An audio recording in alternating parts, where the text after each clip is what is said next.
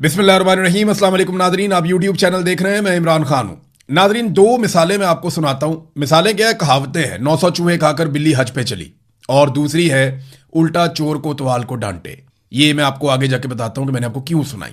लेकिन पहली बड़ी खबर यह है कि सलमान अकरम राजा साहब, नईम हैदर पंजूता साहब, शौकत बसराज साहब और ज़हीर अब्बास साहब, ये पाकिस्तान तहरीक इंसाफ के रहनुमा हैं। ये जनाब जैसे ही गिलगित बल्तिस्तान में दाखिल हुए, इनको पकड़ लिया गया, इनको रोक लिया गया और इनको भी सूबा बदर कर दिया गया। ये है जनाब पाकिस्तान में आज़ादी, ये है जनाब पाकिस्तान में जमहूरियत।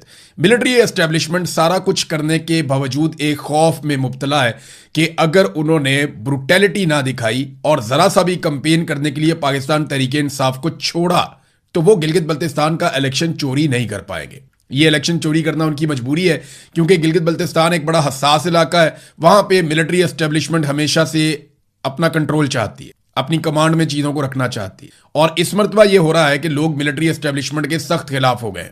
लोग वोट डालना चाहते हैं कैदी नंबर 804 और उनके लोगों को, लेकिन उनको वोट डालने की सहूलत मैसर नहीं है।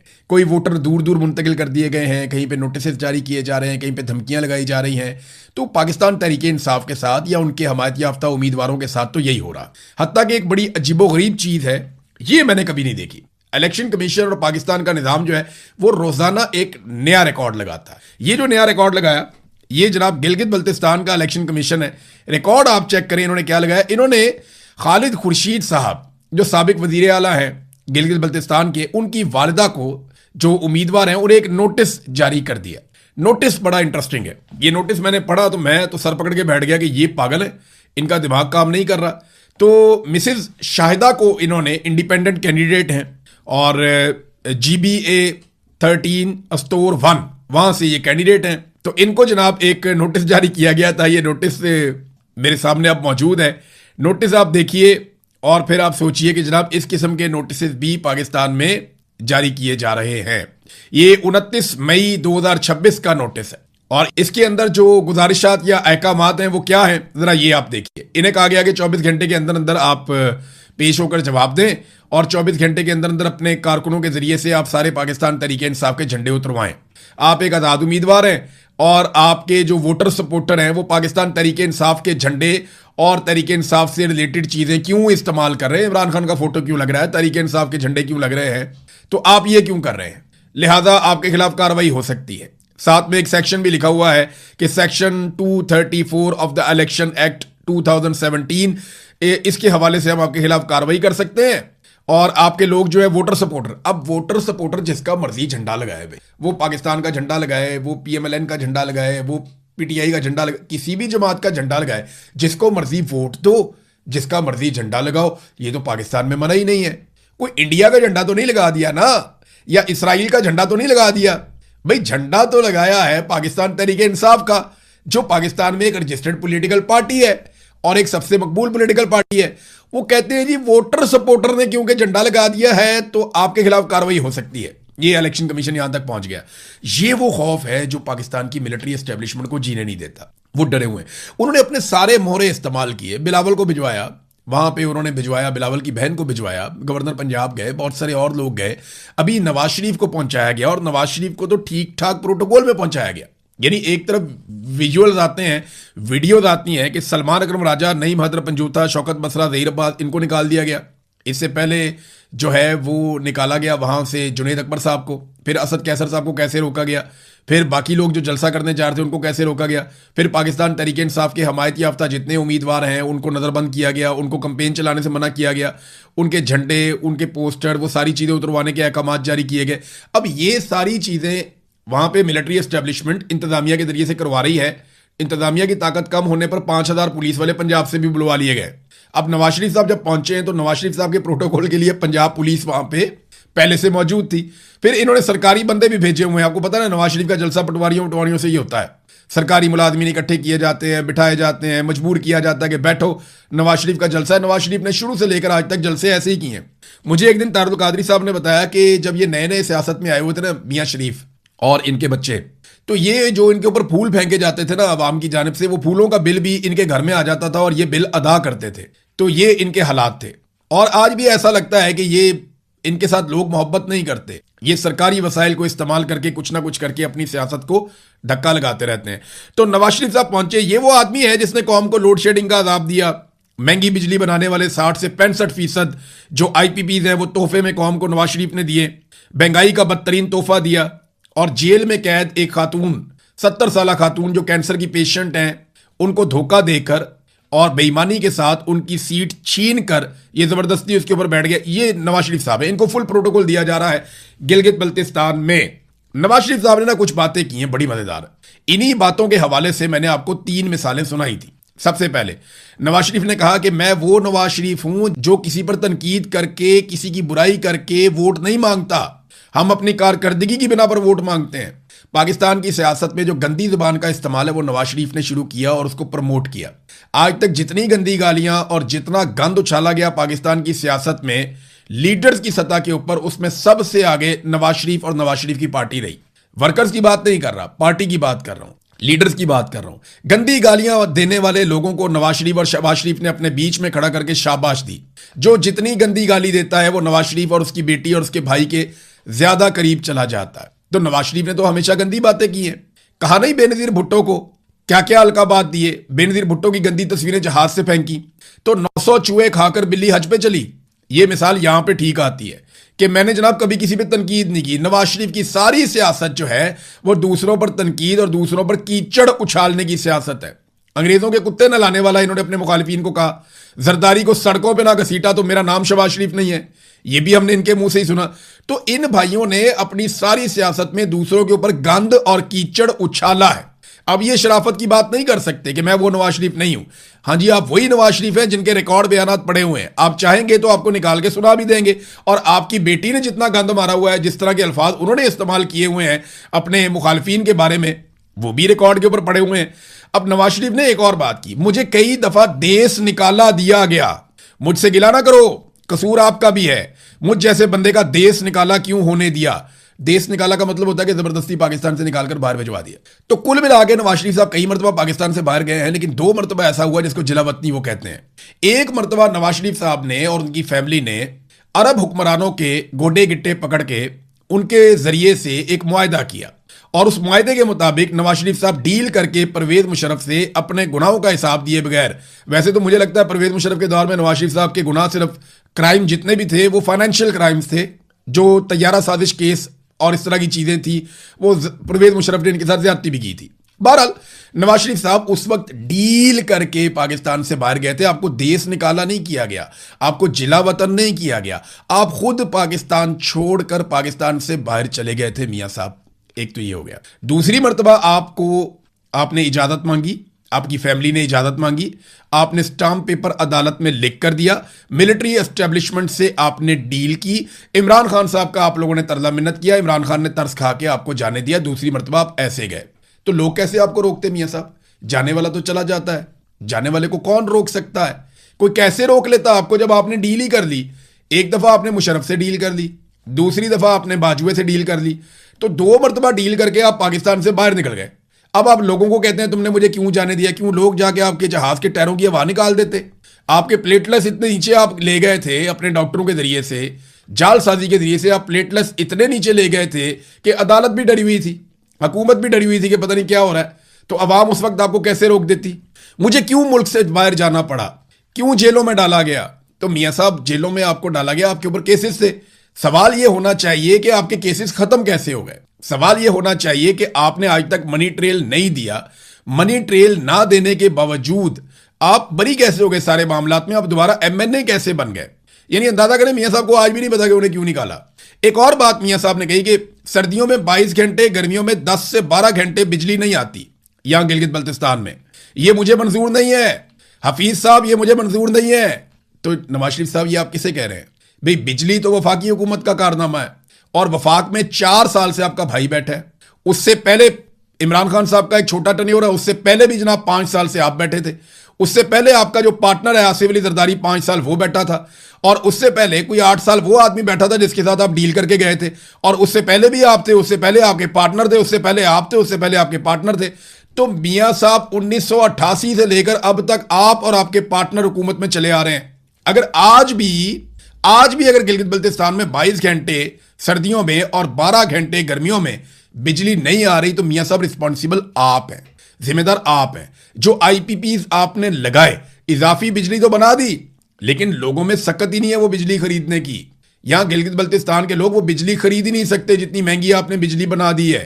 तो ज्यादती और जुल्म आप लोगों ने किया। सड़कों की बात करते रहे, कोई एयरपोर्ट कहते हैं, अच्छा एयरपोर्ट का नवाज शरीफ साहब ने कहा तो वो पाकिस्तान तरीके इंसाफ के लोगों ने निकाल के इमरान खान साहब की वीडियो लगा दी कि वो वहां जाके एयरपोर्ट पे इफ्तिताह कर रहे हैं और उसके बाद वहां बता रहे हैं कि एक्सपेंशन हो रही है और हम क्या कुछ करने जा रहे हैं। फिर उसके बाद इमरान खान साहब की हुकूमत ही गिरा दी गई।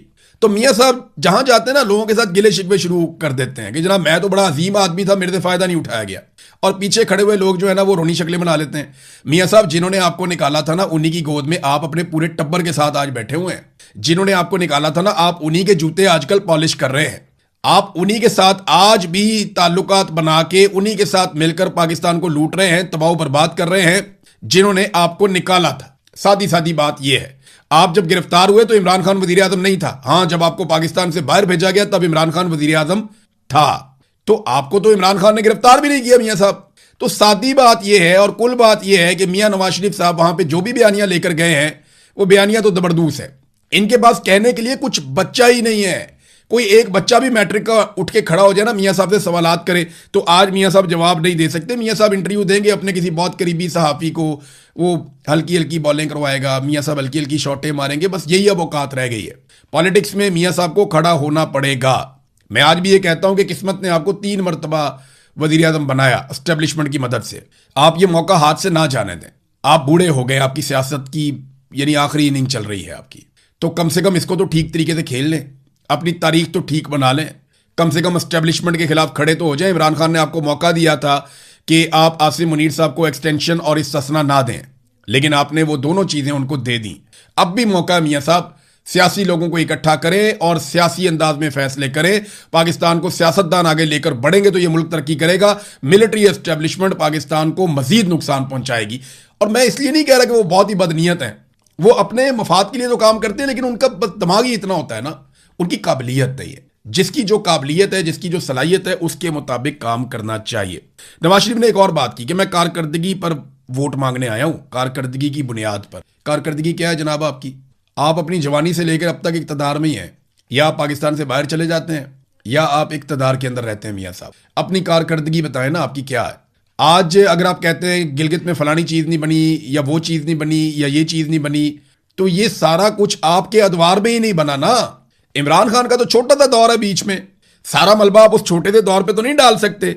लिहाजा अब इनके पास इतना भी कुछ नहीं बचा कि ये इमरान खान पे इल्जाम ही लगा दें। नादरीन, हाँ, दूसरी तरफ एक और खबर है कि अडियाला जेल के बाहर अभी जब मैं वीडियो रिकॉर्ड कर रहा हूं, इस वक्त भी वहां से डेवलपमेंट आ रही है कि अलीमा खानम, उनकी बहनें, सुहेल अफरीदी, उनकी कैबिनेट के कुछ लोग और उनकी पार्टी के कुछ लोग और कुछ कारकुन वो अडियाला जेल के बाहर फिर से पहुंच गए हैं और वहां जाकर उन्होंने एहतजाज शुरू कर दिया।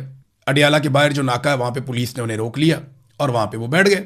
अब वो वहां पे एहतजाज कर रहे हैं, इससे कोई फर्क नहीं पड़ता मिलिट्री एस्टेब्लिशमेंट को भी और उनकी बनाई हुई हुकूमत को भी, इससे कोई फर्क नहीं पड़ता। ये हर हफ्ते जाके आप वहां बैठ जाए, आप सिर्फ एक हाजिरी लगाते हैं कि हम यहां पे आए हैं। जब तक आप लाखों लोगों को नहीं निकालेंगे तब तक कोई फर्क नहीं पड़ेगा। सुहेल अफरीदी साहब ने अपना मौका बहुत हद तक जाया कर दिया। मैं ये नहीं कह रहा कि अब उनके पास बिल्कुल चांस नहीं है, मैं ये भी नहीं कह रहा कि अब वो कोई तहरीक चलाने के काबिल नहीं है। हाँ, मैं ये कह रहा हूं कि उनके पास जो मौका था उन्होंने बहुत हद तक जाया कर दिया। सुहेल अफरीदी के आने के बाद नौजवानों को एक एनर्जी मिली थी, उन्हें इकट्ठा किया जा सकता था, लाखों नौजवानों को साथ जोड़ा जा सकता था, लेकिन सुहेल अफरीदी की तवज्जो दूसरी चीज़ों पर चली गई। बहरहाल वो फिर वही मुतालबात कर रहे हैं जी, इमरान खान से मुलाकात करवाई जाए, उनका इलाज करवाया जाए। ना मुलाकात, ना इलाज, ना रिहाई, कुछ भी नहीं। ये सारी चीज़ें आसिम मुनीर साहब ने नहीं देनी जब तक पाकिस्तान की अवाम लेगी नहीं। और पाकिस्तानी अवाम को मुतहर्रिक करने के लिए, स्ट्रीट मूवमेंट चलाने के लिए सुहेल अफरीदी साहब ने अभी कोई पहला कदम भी नहीं उठाया, कोई काम वो इस बारे में नहीं कर सके। हाँ, एक और दावा उन्होंने किया, इसकी तस्दीक हो जाएगी आने वाले वक्त में। उन्होंने कहा जी कि सरप्लस बजट हम नहीं दे रहे, हम बैलेंस बजट दे रहे हैं, यानी जो पैसा हमें वफाक से मिला हमने सारा आवाम पे खर्च कर दिया है। ये उन्होंने दावा किया। ये भी पता चल जाएगा 2-4 दिन में, समझ आ जाएगी। लेकिन उन्होंने कहा जी अपनी तवज्जो वफाकी बजट की तरफ रखें, उससे पाकिस्तान को फर्क पड़ेगा। हमारा बजट हम जाने, खैबर पख्तूनख्वा की आवाम जाने, नहीं जनाब, ऐसे नहीं होगा। इस तरह तो वफाकी हुकूमत भी हमें ये कहेगी कि बजट हम जाने और हमारी आवाम जाने। मीडिया कौन होता है पूछने वाला या सवाल करने वाला? हम उनसे भी सवाल करेंगे, आपसे भी सवाल करेंगे। अगर आप पैसा कौम का ज़ाया करेंगे तो हम आपसे भी पूछेंगे, हम उनसे भी पूछेंगे। आप सारे लोग आवाम को जवाबदेह हैं और मीडिया सवाल उठाने में हर जगह पे हक बजानिब है। तो जनाब हमारा बजट हम जाने ये तो नहीं होगा, मीडिया सवाल तो जरूर पूछेगा। अब बजट आपका कितना सरप्लस है, हाँ ये बात ठीक है उनकी कि वफाकी हुकूमत जो बजट बनाती है उसका इंपैक्ट पाकिस्तान में महंगाई के हवाले से बहुत ज्यादा आता है और वही मेन इंपैक्ट होता है जो महंगाई के ऊपर आता है। अब नादरीन एक खबर मैं आपको और दूं, क्योंकि बजट की बात हो रही है, तो पाकिस्तान के अंदर सरमायाकारी की सूरत हाल क्या है जरा ये आप देख लें। पाकिस्तान में कारोबारी एतमाद कमजोर हो गया है। 80% इदारों ने सरमायाकारी रोकने का या सरमायाकारी मुअख्खर करने का फैसला कर लिया है और ये overseas investors chamber of commerce and industry के ताज़ा बिजनेस कॉन्फिडेंस इंडेक्स सर्वे में ये बात सामने आई है। यानी पाकिस्तान के बाहर से जो पाकिस्तानी सरमायाकारी लेकर पाकिस्तान आते हैं उनमें 70 से 80% कारोबारी इदारे नई सरमायाकारी के फैसलों को मुअख्खर कर रहे हैं या उन पर नजरसानी कर रहे हैं। वो कह रहे हैं या तो अभी हमने ये सरमायाकारी नहीं करनी, पाकिस्तान के हालात ठीक नहीं है, या फिर अब हमने पाकिस्तान में सरमायाकारी करनी ही नहीं है। यानी सरमायाकारी पाकिस्तान लाने की सबसे ज्यादा कोशिश आसिम मुनीर साहब ने, नवाज शरीफ साहब ने, डार साहब ने, सबने की। डार साहब अभी गए अमेरिकन ओवरसीज को, वो कहते रहे कि आप मुहब्बे वतन होने का सबूत दें और आप पैसा लेकर पाकिस्तान जाएं और वहां सरमाया लगाएं। तो डार साहब सबसे पहले ये सबूत आप और आपके बच्चे क्यों ना दें? सबसे पहले ये सबूत नवाज शरीफ और नवाज शरीफ के बच्चे क्यों ना दें? सबसे पहले ये सबूत शहबाज शरीफ और शहबाज शरीफ के बच्चे क्यों ना दें? सबसे पहले ये सबूत पाकिस्तान के ब्यूरोक्रेट और जर्नैल और उनके बच्चे क्यों ना दें? अपना सरमाया बाहर और ओवरसीज पाकिस्तानियों का सरमाया पाकिस्तान के अंदर, ये कोई बात हजम नहीं हो रही। आपको अपना सरमाया पहले पाकिस्तान में लाना पड़ेगा, अरबों डॉलर्स, और फिर बताना पड़ेगा कि इतने अरब डॉलर्स हम अपने ले आए हैं, अब बाकी लोग भी ले आए। इमरान खान जब ये बात करता है ना तो उसका जचता भी है, उसका सारा कुछ ही पाकिस्तान में। एक फ्लैट था वो भी बेच दिया उसने, एक फ्लैट था वो भी उसने बेच दिया, बेच के वो पैसा भी पाकिस्तान में ले आया। तो इमरान खान ये कहे तो ये सारा कुछ जचता भी है, समझ भी आती है। आप लोग ये कहते हैं तो बात समझ नहीं आती। अब OICCI की जानिब से 2026 की दूसरी समाई के दौरान किए गए बिजनेस कॉन्फिडेंस इंडेक्स सर्वे की 29वीं लहर के नताइज जारी हो गए हैं। इस नतीजे के मुताबिक मजबूरी कारोबारी एतमाद जो है वो मजीद कम हो गया है और 9 पॉइंट्स की कमी के बाद ये सिर्फ 13% रह गया है। हालात बहुत बुरे हो गए हैं पाकिस्तान में सरमायाकारी के हवाले से, जबकि ओवरसीज पाकिस्तानियों के लिए भी मुश्किलात बढ़ती चली जा रही। ये पहले हुकूमत तस्लीम नहीं कर रही थी, मान नहीं रही थी, रोला पड़ा हुआ था। फिर उसके बाद रॉयटर्स की खबर आती है, हुकूमत फिर नहीं मान रही थी। अब जनाब फॉरेन ऑफिस कमेटी जो है वजारत खारजा की, वहां पे कुछ इंकशाफात सामने आए हैं। पाकिस्तान से कुछ जर्नलिस्ट हैं, उन्होंने इसको रिपोर्ट भी किया है कि UAE से 30,000 है और अमेरिका और इसराइल उस तरफ क्यों नहीं गए। दूसरा, क्या इमरान खान साहब वाकई माइनस हो गए हैं? इमरान खान की बहन ने इसके बारे में एक स्टेटमेंट दिया, वो आपको स्टेटमेंट सुनवाऊंगा और उसके बाद मैं आपको बताऊंगा कि एक्चुअली इमरान खान साहब के साथ हुआ क्या है और अली अमीन गंडापुर साहब के ऊपर बौछार क्यों हो रही है। इमरान खान साहब के खिलाफ फैसला आ गया, जो 9 मई में उन्हें जमानतें दायर की हुई थी वो भी मुस्तरद हुई हैं। इस बारे में हम बात करते हैं। सलमान अकरम राजा साहब ने एक बड़ा अहम इंकशाफ किया है, वो इंकशाफ भी मैं आपके सामने रखूंगा। और जो एस्टेब्लिशमेंट की ख्वाहिश है इमरान खान को माइनस करना, क्या वो अपनी ख्वाहिश में कामयाब हो गए? यानी ये माइनस करने का फार्मूला बहुत पुराना है। इस मुल्क में कायदे आजम माइनस हुए, कायदे आजम की बहन उन्हें भी माइनस किया गया, शेख मुजीब को माइनस किया गया, उसके बाद जुल्फिकार जी भुट्टो को माइनस किया गया, बेनजीर भुट्टो को माइनस किया गया, जुनेजो को माइनस किया गया, नवाज शरीफ को माइनस किया गया और अब इमरान खान को माइनस किया जा रहा है। तो माइनस करने का सिलसिला बहुत पुराना है। देखते ये हैं कि क्या इमरान खान साहब को माइनस किया जा सकता है। अब तक की सूरत हाल आपके सामने रखूंगा। सबसे पहले शुरू कर देते हैं हम डोनाल्ड ट्रंप के मामले से। हुआ यह है कि इसके ऊपर एक बड़ी इंपॉर्टेंट अपडेट है और वो अपडेट यह है कि जंगबंदी तो हो गई, ईरान ने भी तकरीबन उसे तस्लीम कर लिया और इस जंगबंदी को जो है वो इसराइल ने भी तस्लीम कर लिया। इसराइल का कहना उन्होंने अपने अहदाफ हासिल कर लिए हैं, जबकि ईरान ने कहा कि उन्होंने मुंह तोड़ जवाब दिया है।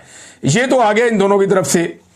डोनाल्ड ट्रंप ने एक ट्वीट किया है और ये ट्वीट डोनाल्ड ट्रंप का जंगबंदी के बाद के टाइम पे आया, जब जंगबंदी का नफाद हो चुका था।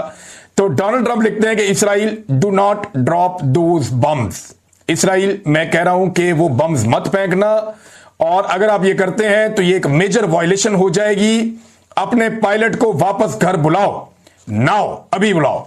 ये डोनाल्ड ट्रंप ऑर्डर दे रहे हैं इसराइल को कि जनाब अपने बम मत फेंकना, अपने पायलट को वापस बुलाओ। अगर तुमने बम फेंका तो ये सीज फायर की एक खिलाफ वर्जी हो जाएगी और बड़ी खिलाफ वर्जी हो जाएगी। और आगे वो लिखते हैं Donald J Trump president of the United states, यानी अपना नाम भी पूरा उसके बाद लिखा, यानी एक वार्निंग दी एक तरह से इसराइल को। ये एक्चुअली डोनाल्ड ट्रंप चीजों को बैलेंस करने में भी बड़े माहिर हैं, उन्हें आइडिया है कि कैसे किसको राजी रखना है। अब ये सारे एपिसोड में अमेरिका से गलती हुई कि वो खुद इस लड़ाई के अंदर उतर गया गोंगलुओं से मट्टी झाड़ने के लिए कि इसराइल मेरे से राजी रहे, और इसराइल को हम कल को ये कह सके कि हमने आपके कहने के ऊपर वहां पे जाके ईरान में बम मारे थे। फिर अमेरिका के अंदर बहुत सारी लॉबीज का एक प्रेशर भी था, तो डोनाल्ड ट्रंप ने गोंगलुओं से मट्टी झाड़ के बम फेंक दिए जाके ईरान में, और 3 साइट्स के ऊपर इन्होंने बम फेंके। दावे इन्होंने बहुत बड़े किए, हकीकत क्या है मैं आपको भी बता देता हूं। लेकिन डोनाल्ड ट्रंप को हैरत इस बात पे हुई कि जैसे मगरिब या गल्फ ममालिक